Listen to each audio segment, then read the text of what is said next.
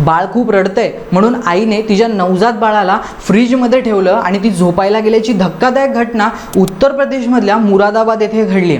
आजीने बाळाच्या रडण्याचा आवाज ऐकला आणि बाळाला फ्रीजमधून बाहेर काढलं। आजीने बाळाच्या आईला याबाबत विचारल्यानंतर ती म्हणाली की बाळ खूप रडत होतं म्हणून मी त्याला फ्रीजमध्ये ठेवून झोपली। या घटनेनंतर कुटुंब हादरले। त्यांना वाटलं महिलेला भूतबाधा झाली की काय।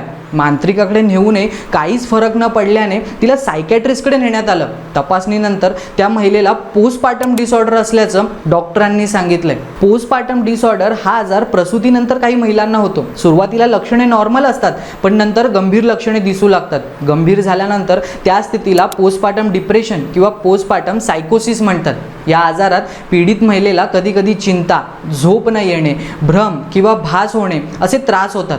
अशा महिला कधीकधी स्वतःच्या बाळाला नुकसान पोहोचवतात। उत्तर प्रदेशमधली ही घटना त्याच आजाराचं एक उदाहरण आहे। तर मंडळी, तुम्हाला ही माहिती कशी वाटली कमेंट करून नक्की सांगा आणि व्हिडिओ आवडला असेल तर लाईक करा, शेअर करा आणि सोबतच चॅनलला सबस्क्राईब करा।